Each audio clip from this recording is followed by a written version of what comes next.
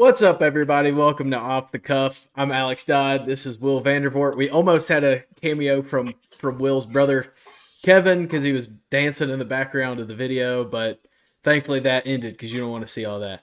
No, and also he got the dogs riled up. That almost knocked over the whole table. I was here. It would have been a total disaster to start off the show. Just me flailing everywhere, dogs jumping on me. It would have been hilarious. It was a pretty funny thing to watch as the countdown was going to see Will being like, "Stop it! Stop! Get out of here!" to the dog and to his brother and everybody else. Exactly. I was like, "Get on out of here! Stop! Get!" Well, we mentioned last week that we were going to be more consistent, and this is a good start. Back-to-back weeks. Yeah, first time ever. Probably, actually, the first time ever. So it's the first time for everything.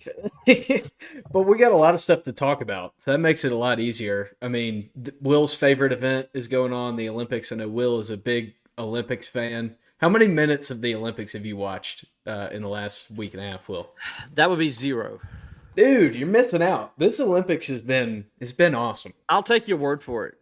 Will's just not a fan of. But I haven't watched sports. the Olympics though, ever. So I mean, I didn't watch the Dream Team back in '92, the original Dream Team. I didn't care. We were going to win by 75 points a game. I didn't care. I don't like gymnastics. I don't really care for swimming. I'm not a big track and field guy. So, like, what is there that interests me that I want to watch the Olympics? I'm not into watching people bow hunt or whatever it is they do. I'm not into cross country running. It is what it is. It's just, to me, here's the way I look at things. And you know this story.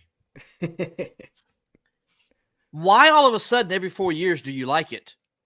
But I like it. I like it outside of the television ratings. I can look at the television ratings and tell you that, because, just so people know, I know this is going to surprise them, but gymnastics is going on all those other 3 years too. It just doesn't happen in the Olympics.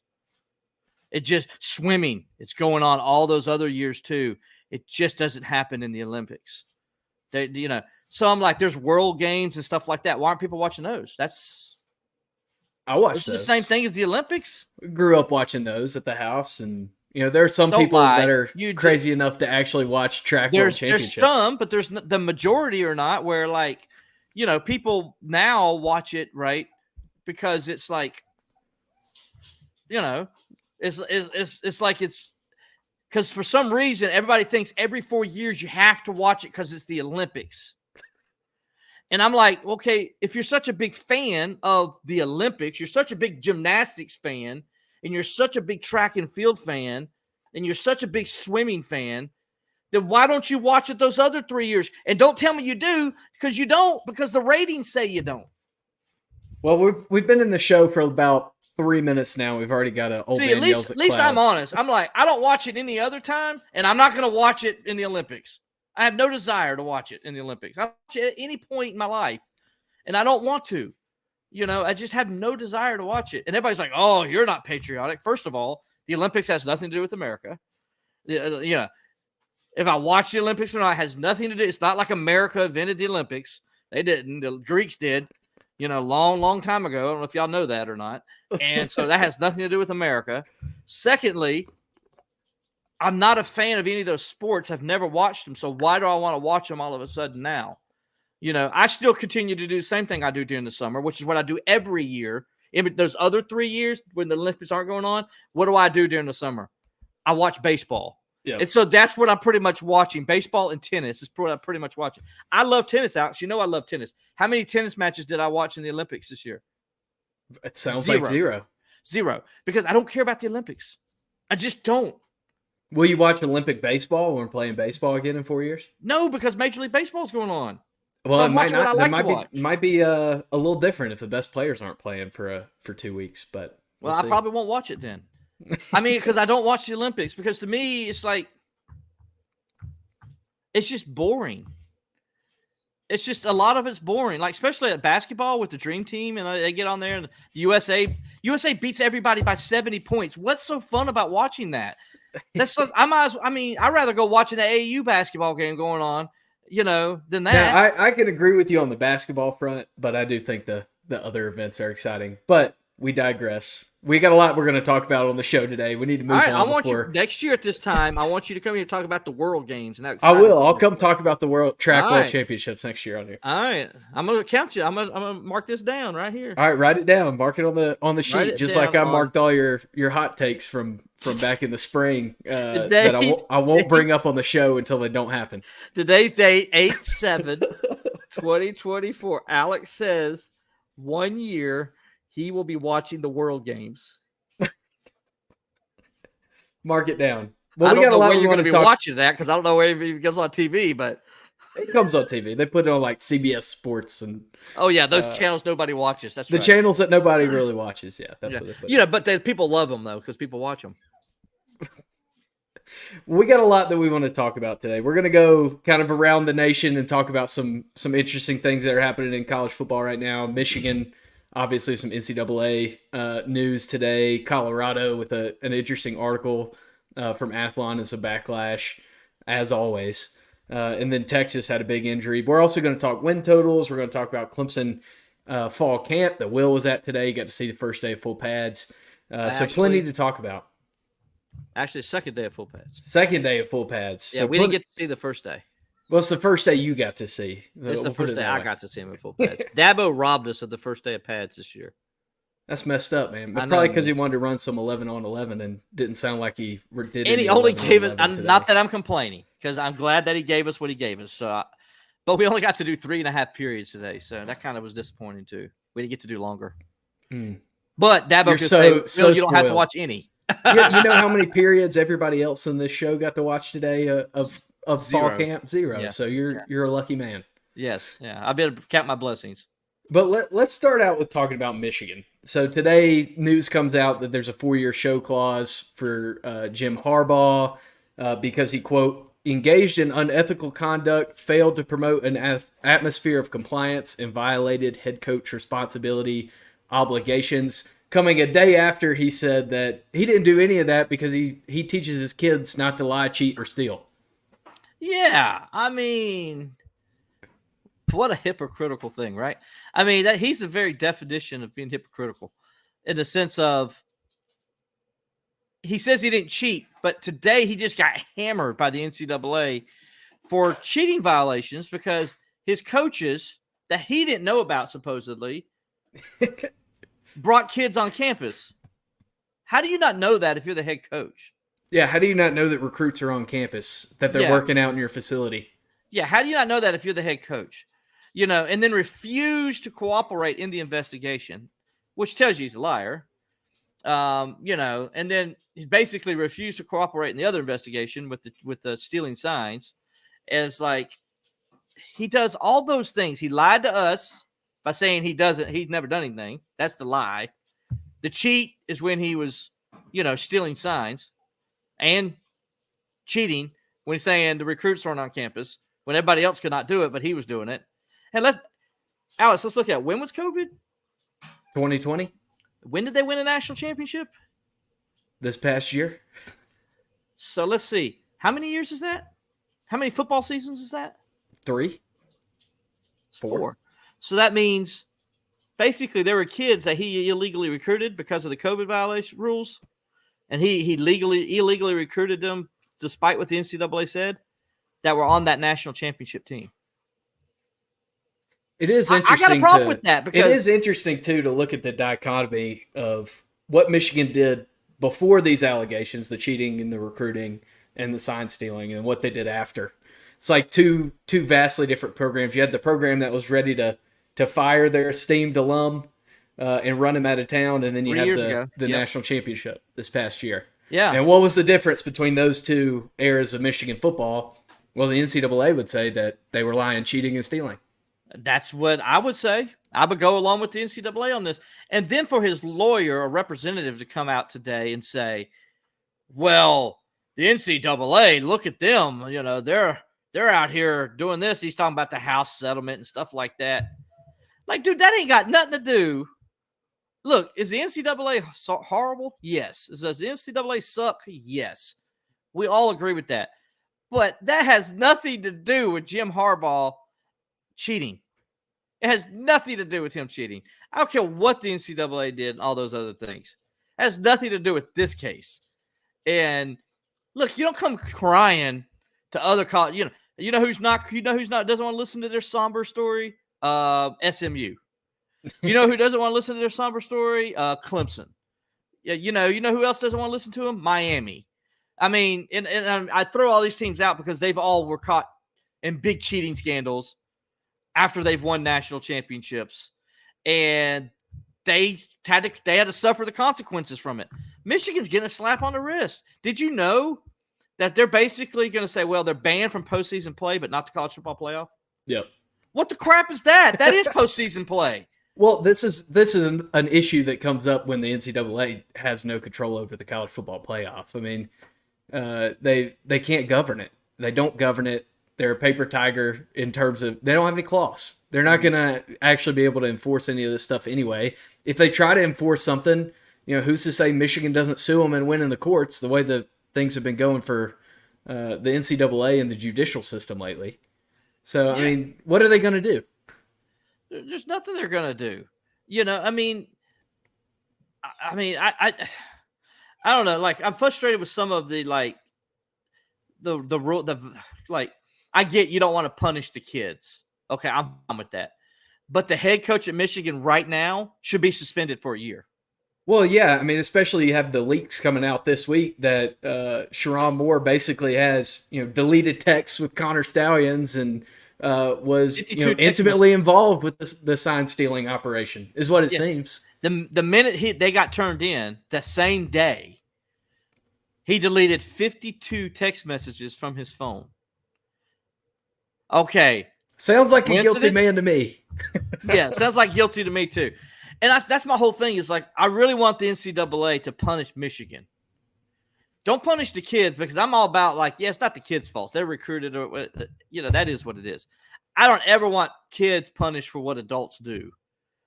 But Michigan, the head coach needs to be suspended. The current head coach now. Jim Harbaugh needs a big old fine in his checkbook, especially when his lawyer's coming out saying, oh, he's making $80 million for the Chargers.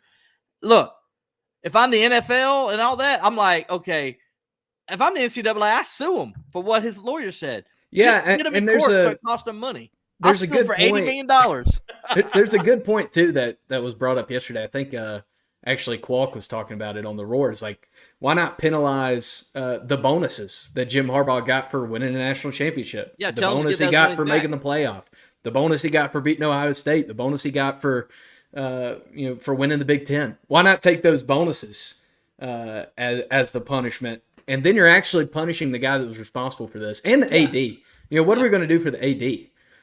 Is in this situation? Is he just going to get off scot-free? Is he supposed to not know what's going on in his football program? I'm with you on the fines. I like the fines idea.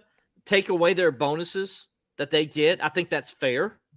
So I'm with you on that. I think Jim Harbaugh, and I know it's probably over $1 million his bonuses were because that's what Dabo Swinney's are.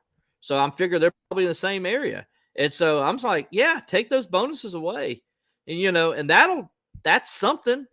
Now, a lot of people say, well, that's still too light too, but it's better than, well, he's going to get a 4-year suspension and he's got to sit out 1 year if he ever does come back.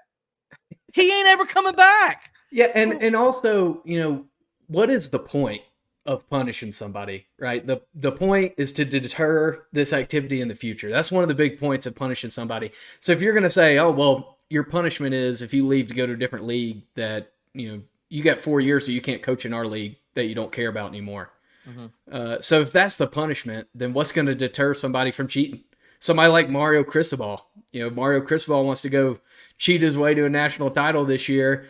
And he can just go and coach, in the NFL next year and it doesn't matter. What's going to deter somebody from doing this in the future? Exactly.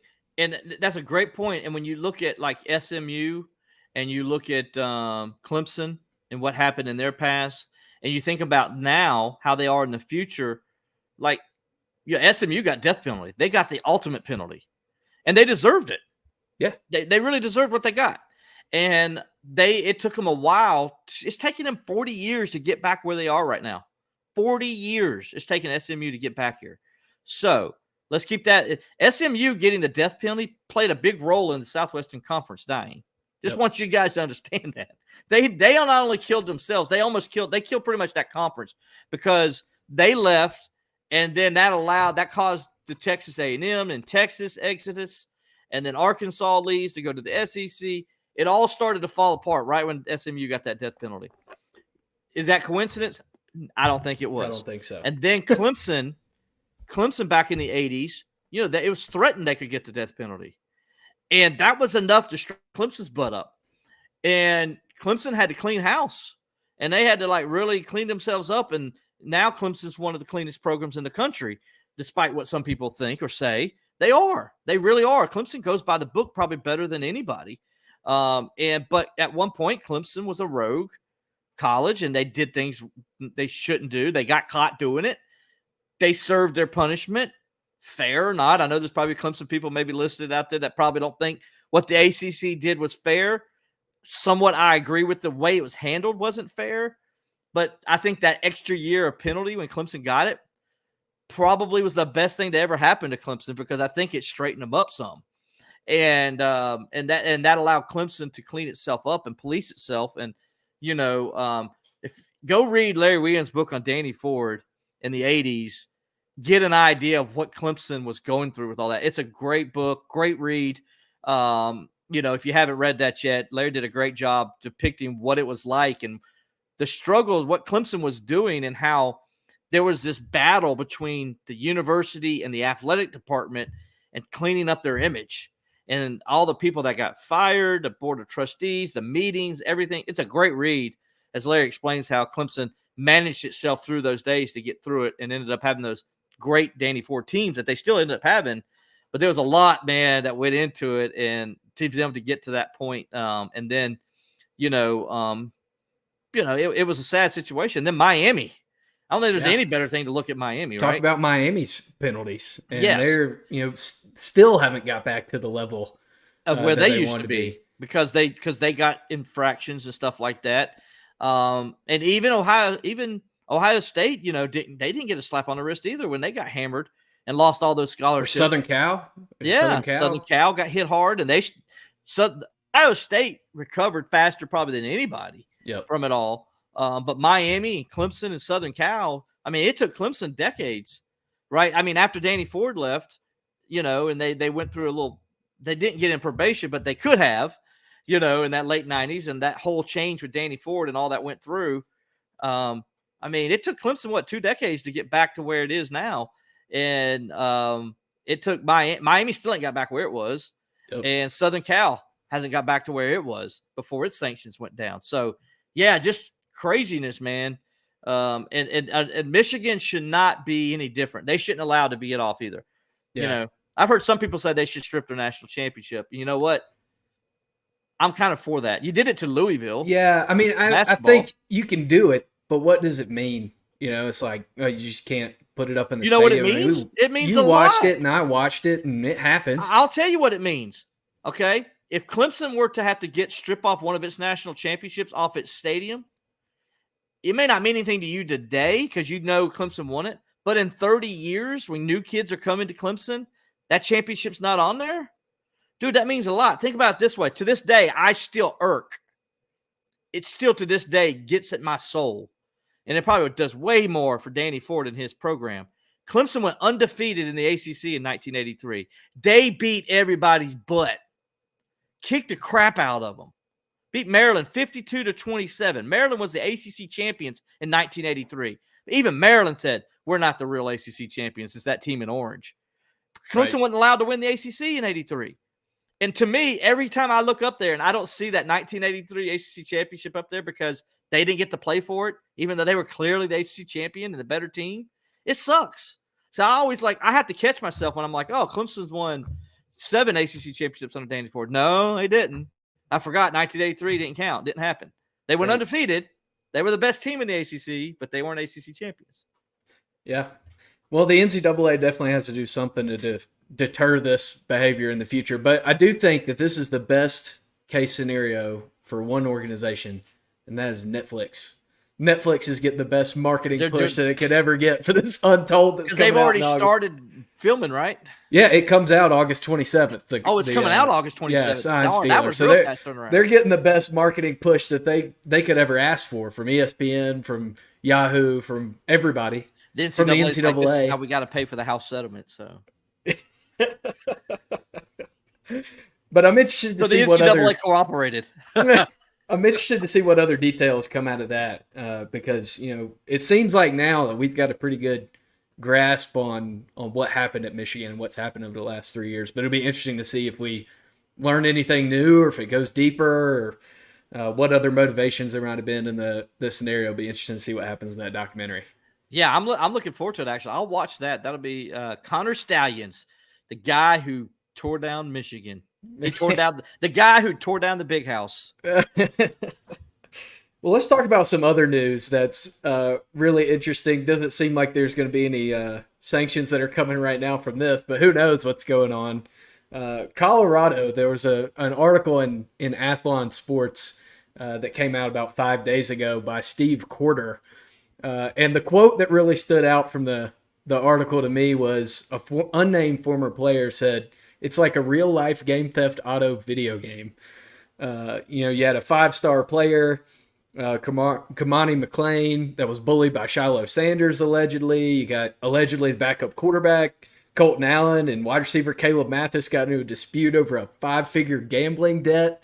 $10,000, right? Yeah, and Caleb Mathis, the son of the DB coach at the school. You got, and then Dion comes out and threatens that there are going to be ramifications for this article that was published with the Dion better unnamed be sources. careful because it probably can be proven in a court of law. Well, so I mean, this journalist, Steve Corder, he went on the Dan Le Batard show today. Yeah. And was, sticking up for his reporting and defending his article. He should. I mean, I don't care what Deion Sanders says. The stuff's going on like that. You got a quarterback bullying, and that's probably what he doesn't like the most is his son being said he's bullying somebody, especially in this day and age when everybody shuns. Well, bullying's always been shunned, but now it's open more than it ever has been. And that's probably has some of this to do. But, generally a reporter, if Deion wants to go there, he might not be able to pull his sources now.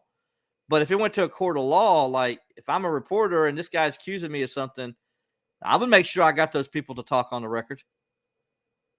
I mean, I would call out my sources at that point. Normally, I would say a reporter's not going to. Will's like, I'm not going to give away my sources unless I'm threatened with legal action. I mean, in that sense, to prove Deion, Deion coming out there saying there needs to be ramifications, like he's so, oh, it didn't happen. No. This is when the sources need to come clean and say, yeah, it did happen. Don't try to cover it up like you're the guy, like you're the victim. No. Don't do that. Don't do that. Don't go all Kirby Smart on us. Like, oh, fire the Atlanta Journal-Constitution guy. No. And that's what he's doing. That's what he's talking about ramifications. Yep.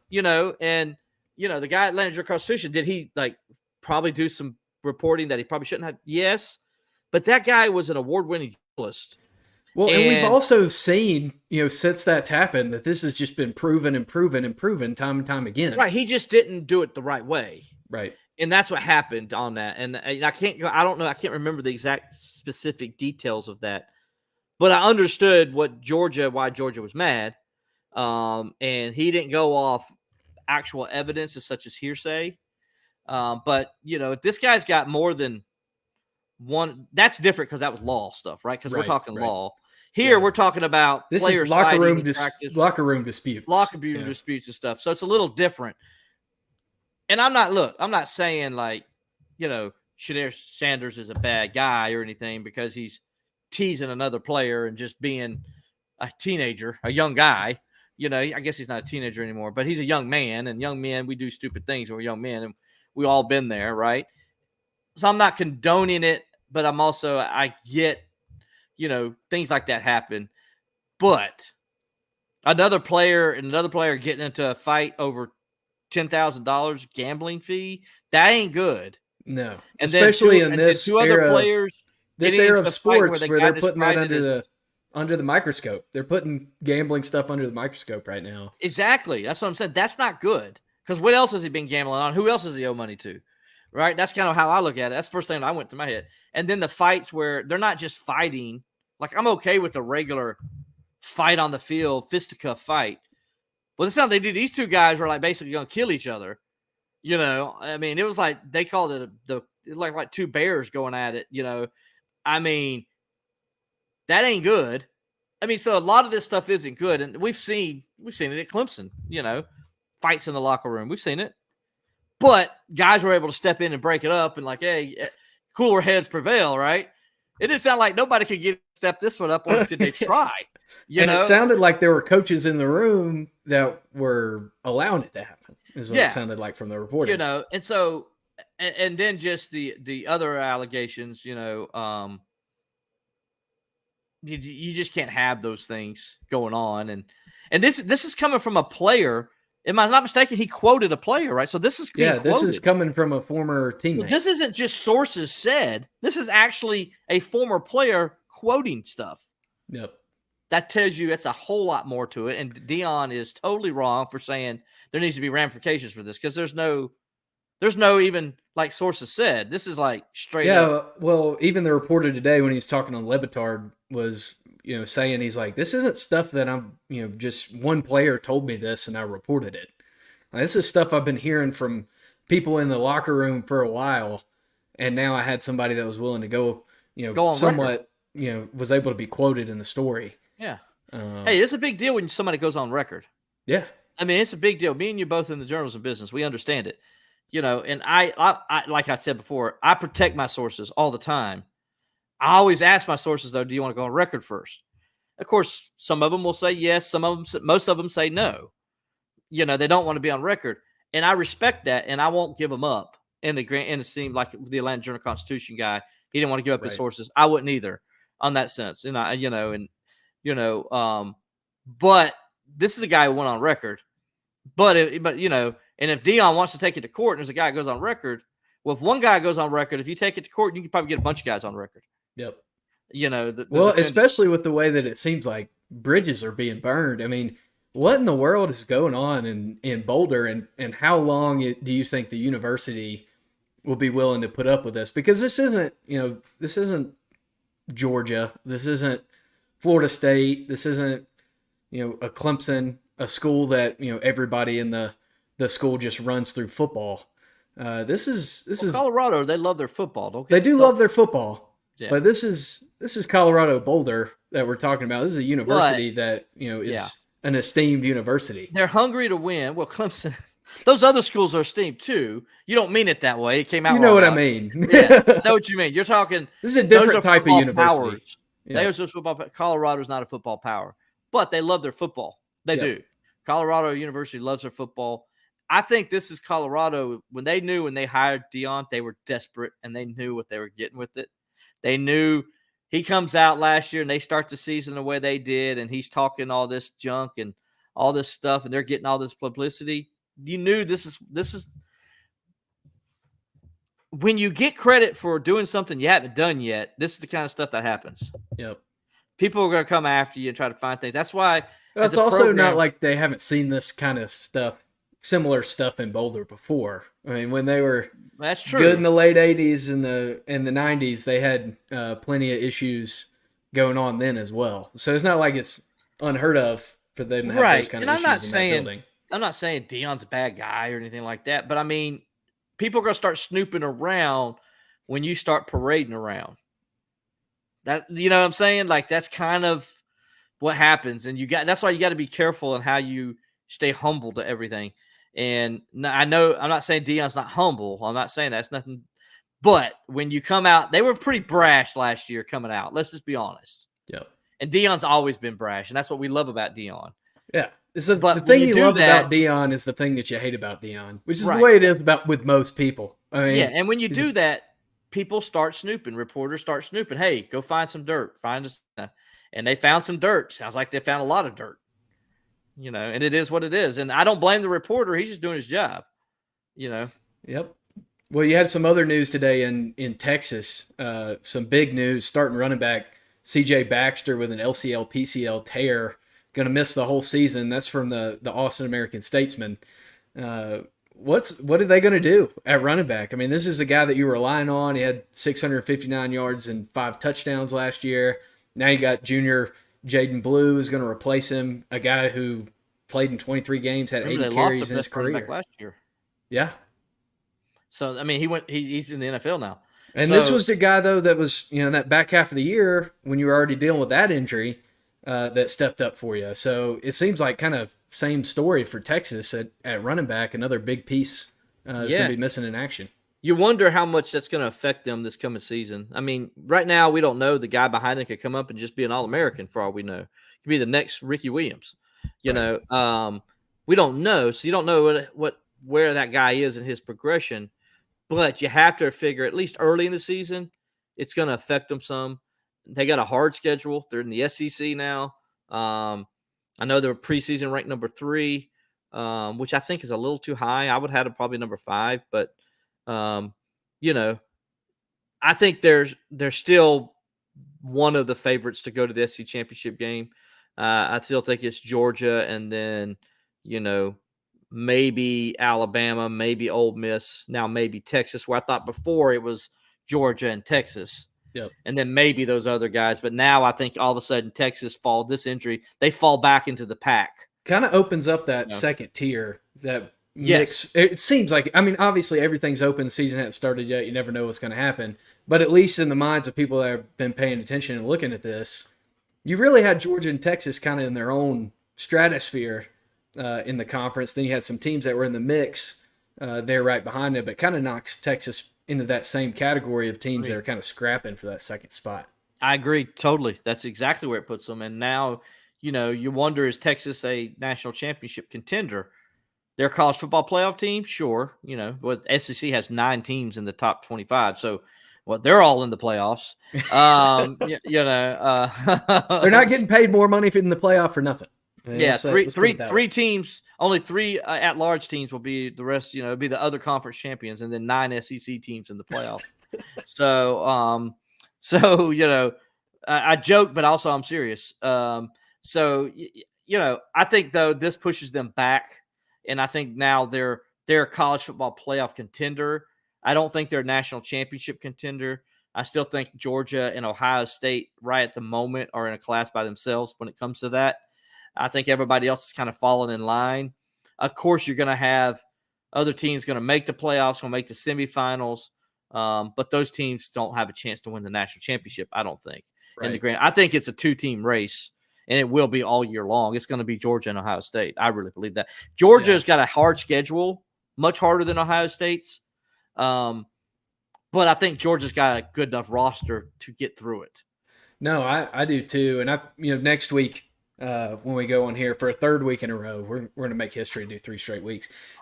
Next week, we'll go into our college football playoff predictions and kind of break that down. And who do you have in the 12? Who do I have in the 12? A lot more margin for error this year in the playoff picture.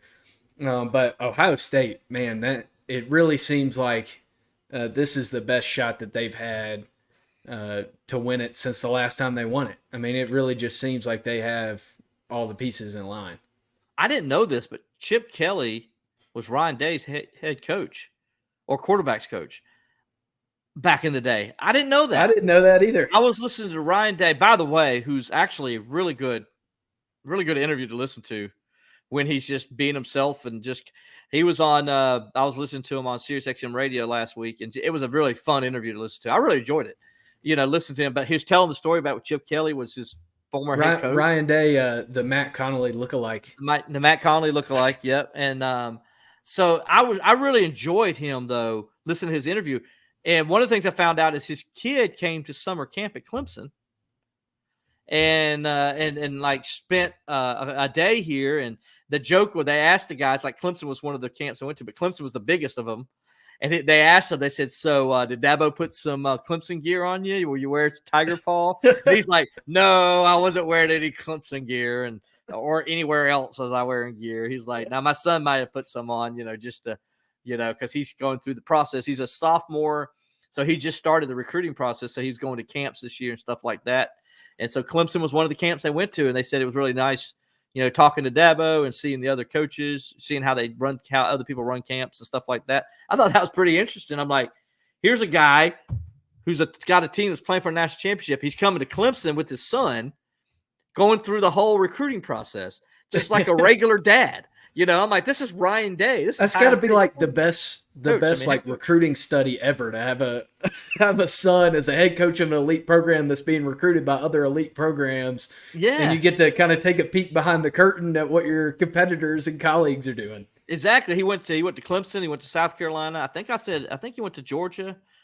So yeah, he was all down south at these different camps, and so I noticed how different Clemson's camp is compared to everybody else's, because we've talked about it. Dabo Swinney does the old traditional camp, and he doesn't do the whole everybody, it looks like an NFL combine thing. He doesn't do the combine camps. He actually does a real football camp where their players are getting real instruction. They're actually doing 7-on-7 drills, and they're doing quarterback drills, and they're doing defensive back drills, and they're doing good on good and stuff like that, like they would be at a real camp. Like the only thing that they're missing in the Dabo's camp are pads.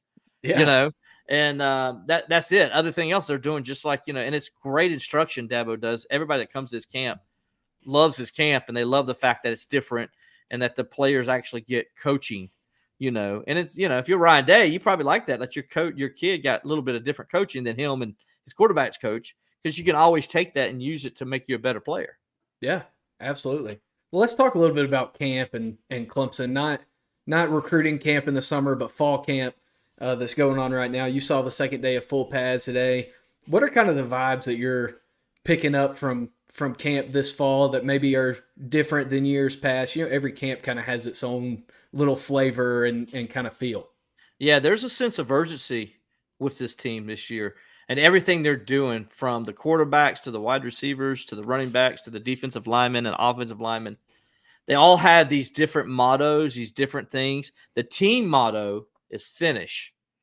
That's the team motto this year. And if you watched the Clemson game last year, you know what we're talking about when they say finish, because they had several games where the Duke game, where they got down inside the 5-yard line and couldn't get the ball in the end zone. It cost them the game.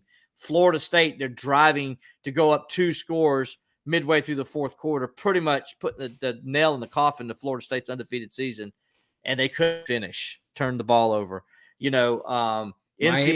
Miami game, where they should have blown Miami out of the water in that game, but didn't finish the job, let them hang around, lost in overtime. NC State, the same way. NC State playing with his backup quarterback beats Clemson, because Clemson went in there, didn't play with the right attitude, didn't finish, as Dabo would say. They had good drives, but they didn't finish those drives, and it cost them. So that's kind of the motto. So because that's the motto, you could sense a sense of urgency amongst the players when we talk to them, and how they – like today we talked to Adam Randall and Troy Stellato and Antonio Williams and Tyler Brown about this wide receiving room. And, they brought up like the importance of getting back to wide receiver U, that they really haven't deserved that motto the last few years.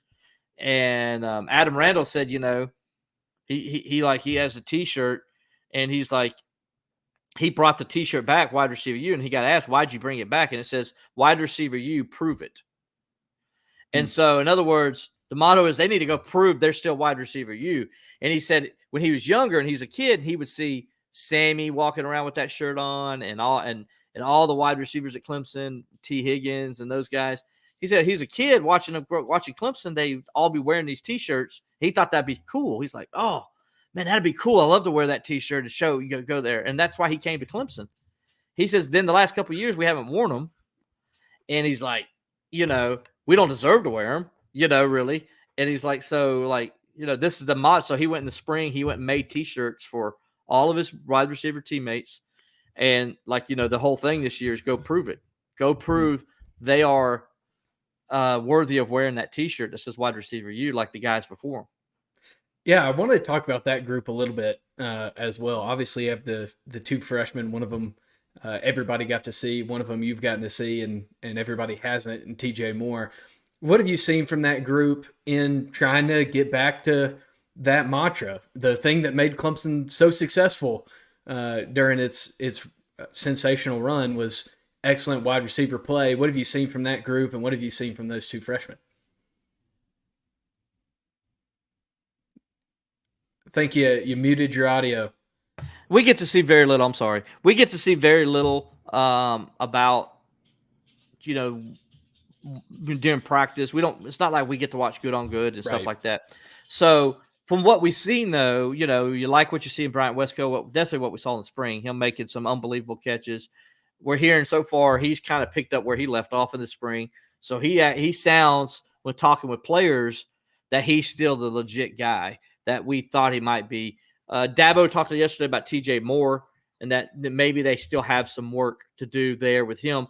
He's a little behind because he just got to campus. But Dabo says he's busting his butt. The kid's a good worker. He's studying film. All the things you want to hear good. So it sounds like they're going to be in good shape. And those guys are coming along at the rate they expect them to. I still think you're going to see Bryant Wesco start the season. I think he probably starts at one of those, either the field or the boundary position. And then I can see TJ Moore being the mix to be a starter somewhere, but not maybe a starter right off the bat, because it sounds like he's, they're only 1 week in, but it sounds like he's a little bit behind right now, as he should be. He just started. There's a lot to learn. There's a lot to learn, especially in that Garrett Riley system.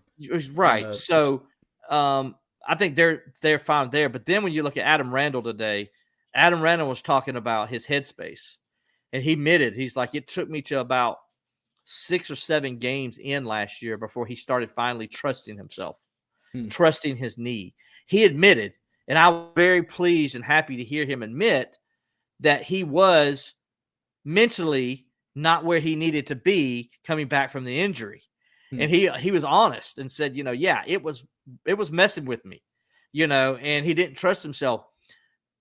I like that. I like hearing that, a young man come and admit that kind of stuff, and so that turned out to be, he said that by the end of the year, and if you look at his numbers, he got better by the end of the year. And you saw that to be kind of true, right? So he's he's really focused this year coming in saying, I'm 100% healthy. I feel good. I feel confident. I feel as confident as I have, and it's been several years. So I think he's poised to have a big year. And then Troy Stellato, he's out there like and I asked him, I said, do you not I said, how do you feel when you hear people say you're injury prone when you played every single game last year? He's like, yeah, he said, that kind of aggravates me. It's kind of like they're not paying attention. He says, was I injury prone the first 2 years? He says, absolutely. I didn't get on the field. He's like, I get it. He's like, I busted my butt last year to get back on the field because, he was injured in camp. And he says, I busted my butt to get back on the field that first game. He said, I played every game. And then he says, and I played hurt in a lot of games.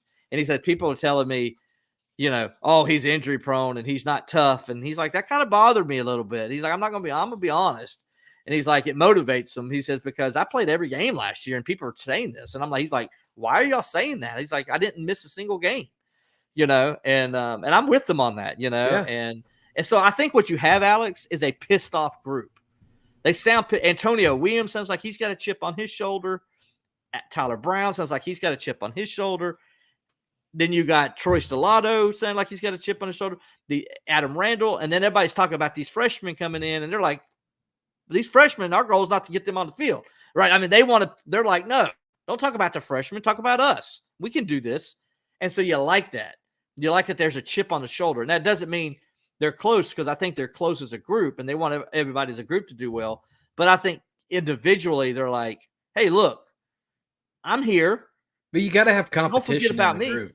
You got to have competition. And that's one thing that I think that's hampered Clemson a little bit in that room for a little while, is a lack of depth has led to a lack of competition for some of those spots. And anytime that you're getting complacent in a position group, it usually doesn't lend itself to a positive outcome. If you look at last year, Clemson had about 6 or 7 wide receivers that could start. And that's where that was it. And then what happened? They had 3 or 4 injuries. Yep. Now all of a sudden, again, here you go. You're down to like 3 starters. One's a true freshman, and Tyler Brown. So you really kind of found yourself again in this hole that they didn't want to be in. Well, they went and did something about it. Now they got 10 legitimate guys they got all those guys that were hurt last year, and then you bring back Tyler Brown and Troy Stellato and those guys who got a lot of experience last year. You got 10 legitimate guys that could start. You really do. And so now, if you do get a couple injuries, and you're probably going to, because that happens, I think you're going to be okay. That's football, right? Yeah. I think you're going to be okay. This is the deepest I've seen this wide receiver room in terms of talent since 2018. It really is. And that was the year that you had Justin Ross, you had T. Higgins, all those guys. So and I know our boy Phil doesn't believe us. We'll see. And Phil, I get you. I know why it's fair to play the we'll see game because we haven't seen since that year that you're talking about. I agree. We have, but I think this team, this depth on this team is talent. I mean, I think Troy Stellato, like I said, he played every game last year. He got better. And I said this on Quark Show today. If Troy Stellato was a true freshman last year, he would have been like a true freshman All-American because his numbers were very comparable to Tyler Brown's. They weren't. Right. Tyler Brown led the team in receiving all, but Tyler Brown was a freshman All-American last year. But it wasn't like Tyler Brown had over 5,000 yards, 1,000 yards, you know what I'm saying, and 20 touchdowns. Right. He had good numbers, not great numbers, good numbers. Well, Stellato's numbers were good. They were what you expect on a guy who played his first full season, right? Now he's coming back with that experience. Tyler Brown's coming back with that experience. Antonio Williams, who we saw what he did as a true freshman before he got hurt last year, he's coming back with that experience and a chip on his shoulder because he feels like people aren't respecting him enough. And I get it. I like it. I like it when a guy feels that way, right? And then you bring in Adam Randall, who's got something to prove, and he's got to prove it still because he hadn't proved it. But Troy Stellato has. Tyler Brown has. Antonio Williams has. Well, that's three guys you have that proved it. And now you get Adam Randall in there. Can he be who he needs to be? I think he can be. And then you throw in these two freshmen, and I think Brian Wesco, from everything I see, is going to be the real deal. I don't know about TJ Moore yet because I haven't seen him. Right. I haven't seen him enough. But I've seen Brian Wesco enough to say, that guy is going to play and is going to be a playmaker. Okay? So you add those guys to it. All of a sudden, look what I just named. I just named several guys that are bringing experience to you. Now you're putting in these young pups with them. That's why the room's better. Where, you didn't have that. They've built up the last couple of years with the Antonio Browns and the Tyler Browns and the Troy Williams, Antonio Williams, Tyler Brown, and the Troy Stellato, right? They built up with those guys. Now those guys are ready to take the next step, bringing in some others. That's how you build depth. That's how you build competition, right? That's why they're different. Before, they didn't have anybody when Antonio Williams came in. I mean, Bo Collins wasn't going to be the guy. I mean, come on. Right. And Dakari Collins, he walked away. He quit. A couple other guys quit that they missed on. And that really was it. And I say this all the time, and some people don't agree with me, but I'm sorry. It's a fact. Clemson is a place where you have to come to campus. And I just talked about Dabo Swinney's camps. It's a big deal for Dabo Swinney to have his camps. He went 2 years where he didn't have his camps. Right. And during those years, is it coincidence that they missed on some guys? I think it's they missed on some wide receivers when they it's didn't definitely have a combination. Camps? Yes. It's definitely a combination of factors. But to say that that's not a factor would be to ignore everything that Dabo Swinney's done as a recruiter. Exactly. That's what I'm saying. And so, to me, that was a big factor that people don't think about. And now, when they got back on campus and they got to see Antonio Williams, what did we find out? Pretty doggone good player. When you got to see Tyler Brown, what did we find out? Pretty doggone good player. When you got to see Troy Stellato, pretty doggone good player, right? You see my point? Yeah. Like, now they're back to how they're evaluating players like they always have, and you're starting to see it come to fruition on game days. And now you add those guys in the mix with these young pups that are coming in that I think are going to be good. And I think you're going to start seeing Clemson get back up to that level where they want to be. Now the question is, can they get somebody to throw them the ball? Yeah, absolutely. Have you seen anything on that front, just in terms of the intangibles that you can see when people are running routes on air and running one-on-ones? Yeah, I mean, everything I've heard so far and what you've seen with a little video clip you get to see, it looks like Cade's done well. And people told me that Cade has looked pretty good in practice, that he's looked good. And, Like the one interception you saw on camera was not Cade. That was a backup quarterback. I won't throw anybody under the bus, but I'll just say it wasn't Cade because it wasn't Cade. So what I hear, he's doing pretty good. My interesting thing with Cade is, he's up to 210 pounds. Remember, he was 190 when he came in. Yep. And he was about 200 last year. I know they say he was 205, but he wasn't. Yeah. Cade was barely He was a thin 200. 205. And he told us that into the end of the season, bowl game. He played around 200 most of last year. Now he's 210 now. So, you wonder, and he looks bigger too. And that's the thing. He looks bigger. So you wonder how much are they going to use him? And I got a story on the Clemson Insider about that. How much are they going to use him in the running game this year? And that's something I think when you look at Cade's numbers, actual running numbers, he ran for over 400 yards. Now take away the sacks, of course, and it goes way down to 182.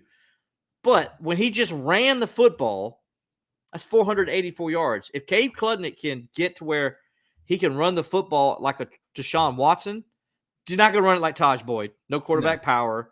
No, but you can run him outside like you did Deshaun Watson. Think about how Deshaun Watson. You can run him on the rollout and give him more options. Yeah, but it sounds like even with what Garrett Riley was saying about this topic, that it seems like there might be a little hesitation in using him as much in the run game. Is that coach talk? Is that just not to let Georgia know what we're doing? You never know. That's the beauty of fall camp. Let me tell you this way, Alex. We get to see a little bit of good on good. And we definitely get to see Indy and things of that nature. We didn't get to see it not one time in our visits to camp this year. What do you get to see? Stretching and well, we saw some. We just got to see individual drills and stuff, but we didn't get to see one thing of good on good or anything like that, which we usually get to see during camp. Do you think that was intentional? I think it was. Yeah, I don't think very many. I think there's things in that program by accident. I don't. Yes, things not. Yeah, exactly. I don't think there's things they didn't want us to see because they didn't want it to get out to Georgia.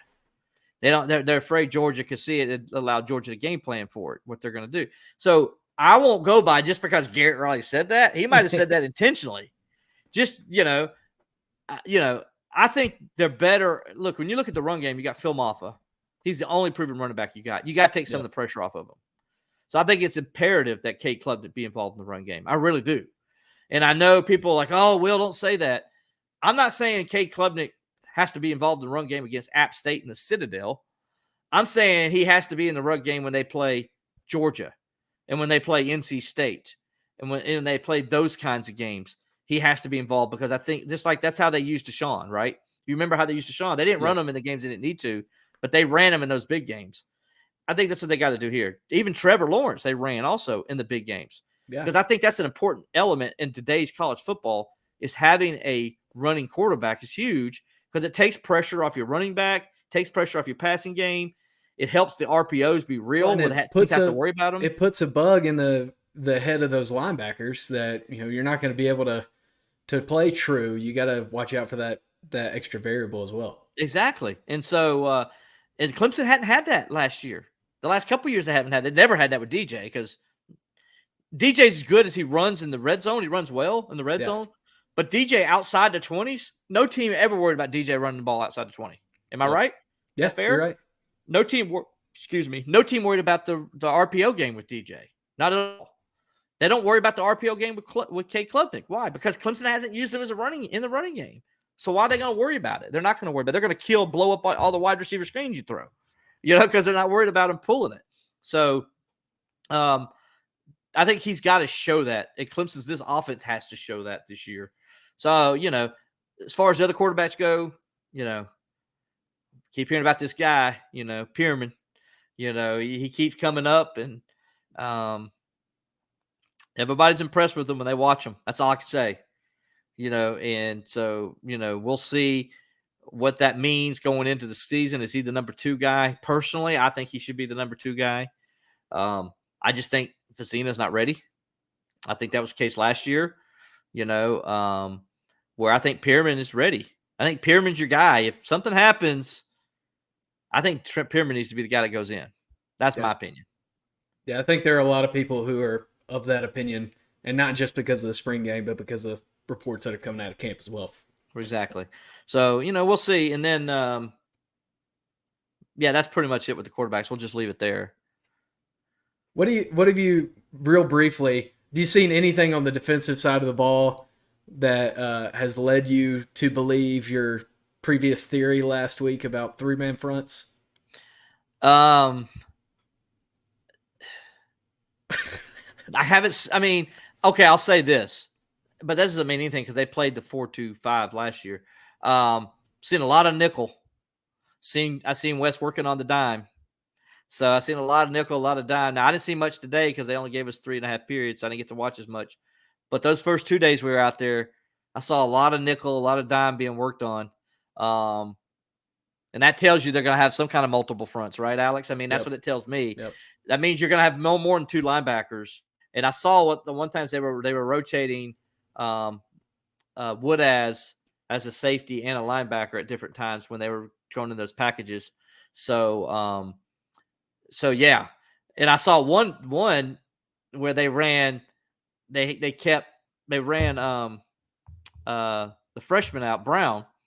They ran him out on the field, played linebacker, put Woodaz back in the secondary, and they had Carter playing the week.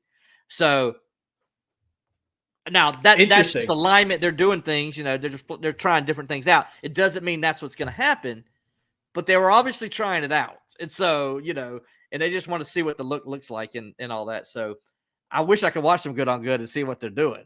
Right. Yeah. I mean, I would love to, if anybody could get in there and watch, Wes Goodwin do his thing, I would love to be the guy to be in there and see what they're doing. I would love to see what that defense is doing. Because you can do a lot of different things because of Peter Woods. You can do a lot of different things. Well, yeah, that's the beauty of having players with varied skill sets is that you can throw a lot of options at people, make quarterbacks second guess themselves. Let's talk win totals as we close here. We'll start with Clemson because we're talking about Clemson. FanDuel has Clemson at 8.5 on the over under. You have Clemson. That's really 9. They're really saying 9. Yeah. What do you have Clemson at 9, or do you have Clemson above 9? I would say go 9. Over. I think Clemson's a 10-win team. I think they're probably saying Clemson's going to lose to Georgia, obviously, and then either to NC State or Virginia Tech or both. Right. Or Florida State. That's what they're thinking. Those are the games they're thinking that Clemson could lose, and that's why they're going 8.5 there. I get the logic behind it, but I think Clemson's the best roster in the ACC. Still believe that. I think Miami's closing in. I really do. Yeah. Just because of what he's doing down there from a recruiting standpoint. Cristobal, as we talked about last week, he's not just going to the portal; he's also recruiting at a high level, unlike Florida State. Right. So definitely, I think Clemson. I would take Clemson 10-2. So I would go over on that 8.5. Yeah, I've also got Clemson as a 10-win team with potential to win more than 10 games. Not in the regular season, but potential to win more than 10 games. Let's go Florida State, Miami. They're at 9.5 on the win total, both of them. Which one goes over? Which one goes under? Do both of them go over? Because it's 9.5, I'm going to take Miami over. I think the Canes can win 10 games. I hate saying that because as soon as I do, they're going to make me liars. I know they are. Well, you also look at schedule. If you look at schedule with Miami, I mean, you open the season at Florida, but then after that, Florida A&M, Ball State, USF, Virginia Tech, Cal, Louisville, Florida State, Duke, Georgia Tech, Wake Forest, and Syracuse. Where's Virginia Tech game at?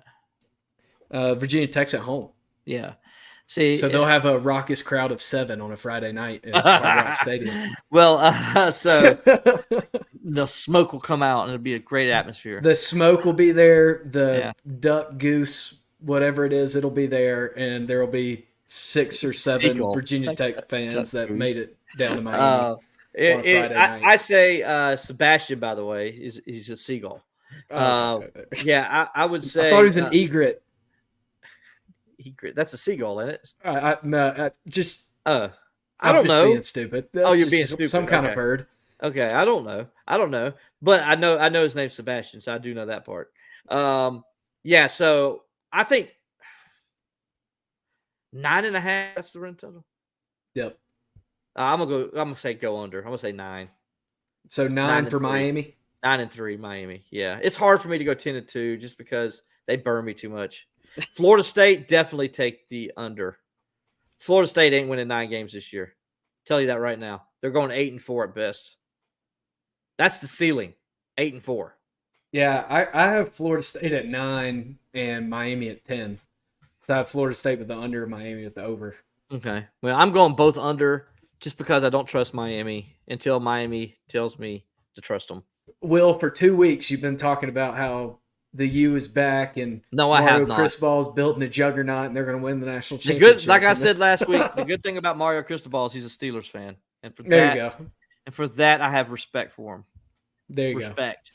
So I'm split on Miami, Florida State. You got both. You got Miami and Florida State both on the under. Let's look at South Carolina because South Carolina it's kind of interesting because it seems like more and more people are kind of jumping on the over train with South Carolina as we get closer and closer to the season. The quarterback plays why. I think a lot of people are excited about their young quarterback. Yeah, I mean, they got Lenore Sellers, and then they have Nick Harbaugh. I mean, you play the college football 25 game, you don't want to play Nick Harbaugh. I mean, that dude's unstoppable. I think they got some weapons on offense. I really do believe that, and I think they're going to be much better offensively.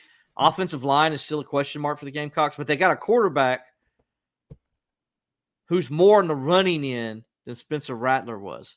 Yep. Not that Spencer Rattler couldn't run because he could, but Spencer Rattler is still more of a pocket guy. Yeah, Spencer Rattler was a willing runner, but I wouldn't call him necessarily a dual threat quarterback. Correct. I think there's a difference. There's a distinction between, like you talk about Deshaun and how he's using the Clemson run game. I think he's a willing runner, but Taj Boyd's a dual threat quarterback. So there's kind of your distinction there. But yeah, South Carolina's at 5.5 on the over under. Give me their schedule. Start off week 1.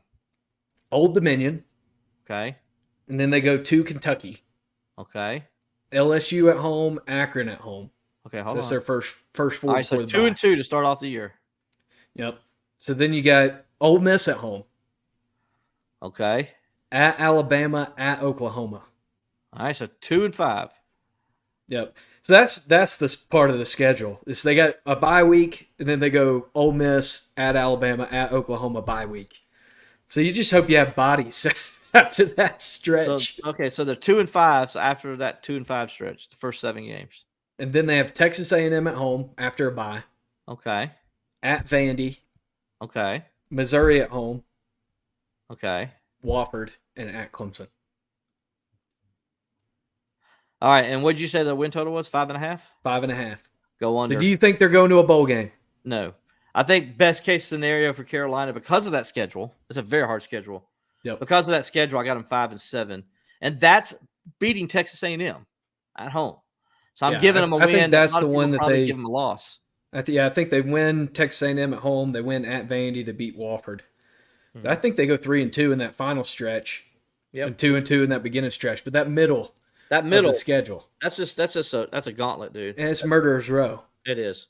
I think if you play 2 of those games at home and 1 on the road, it's a little more feasible that maybe you could shock the world, pull the upset. I mean, could they beat LSU? They play LSU in Williams-Brice, right? Yep. Could they beat LSU at home? Yes, I think they could. Do I think they're going to right now? No. And do you think they win at Kentucky and at home against LSU? They won't beat Kentucky until they show me they can go up there and beat Kentucky. Yeah. Mike Vaughn with the thought this was a pro rodeo show. Now that's what I do from 9 to 5. This is what I do after 5. He's talking football now, Mike. He's want to talk football. If you want to talk Cowboys, I'll talk Cowboys all day. Not Cowboys football, but not real the Dallas Cowboys. No, sir. We are not talking about the Dallas. We're talking the real Cowboys, the ones that do it on the. So speaking of the Dallas Cowboys, how about our boy Cam? Getting a picture with Kay Adams. Props to our boy Cam. So I give him credit for that. There you go, Cam. Get credit for something. All right, and let's close it out just for fun. We'll be like every other media, talk show in college football, and we'll talk about Colorado again. We'll spend 15 minutes in the show talking about Colorado, a team that won 4 games last year, just because I want to do the over under on Colorado. They're at 5.5 is what FanDuel has them at. and I'll walk through their schedule if I can get my pages to work here. So Colorado, they opened the season with a really easy Thursday night FCS game against North Dakota State. The runner-up, the back-to-back runner-up in the FCS. They could lose that game. Yeah, and then they go to Nebraska, a rivalry game with a Nebraska team that seems like they're trending up. You got that's 0-2. That's 0-2. Yep. So you got at Colorado State. That's a game you won last year. Just because they should beat an FCS team. So I'm gonna go 1-1. You go to Colorado State. Okay. They should have lost last year, so I'm giving them a loss this year. You got Baylor at home. How good's Baylor though? It's a good question. Baylor wasn't very good last year, what I remember. It went like 5-7 last year, right? They weren't. They were a team that was expected to do better than they did. I know our good friend Alexis Cubitt. She's a Baylor grad, loves her Bears, and I know she wants them probably to win. But I think Colorado wins this one. Then you go across the country to UCF. Okay.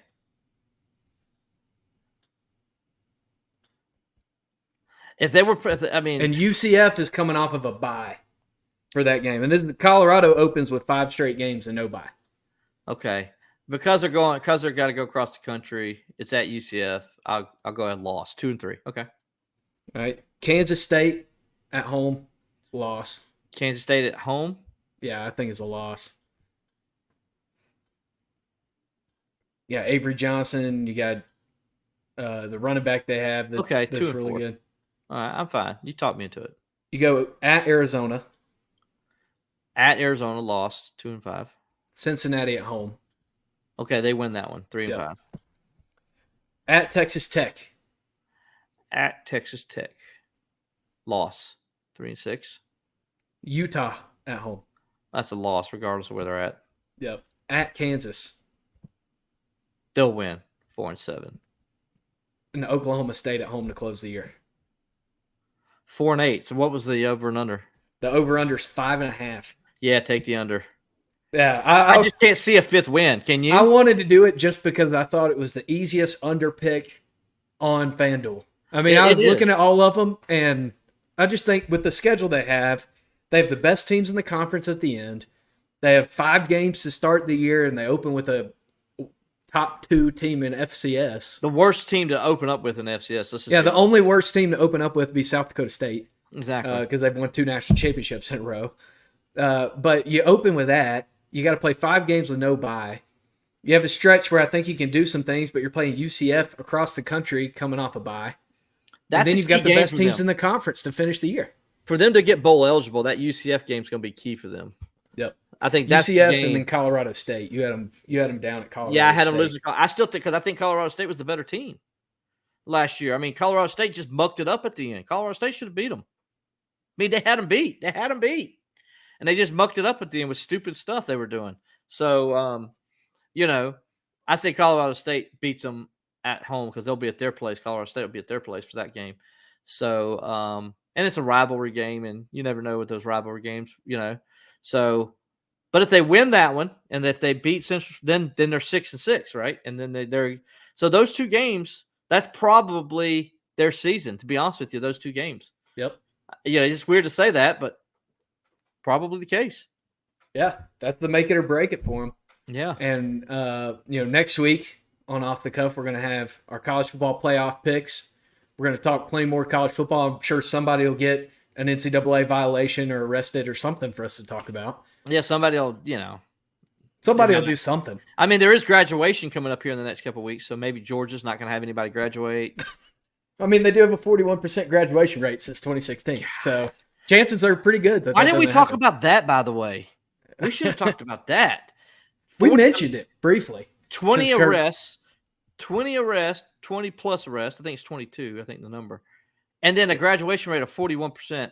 By the way, it all started since 2016. Yeah. And what happened in 2016 at Georgia? They hired Kirby Smart. Interesting stuff. For Will Vandervoort, I'm Alex Dodd. We're going to leave you with that to think about for the week. What's going on at Georgia? We're going to pick it up right where we left off last week. That's for you, Murray Dodd. But for Will Vandervoort, I'm Alex Dodd. This is Off the Cuff. We'll be back next week because we're consistent now.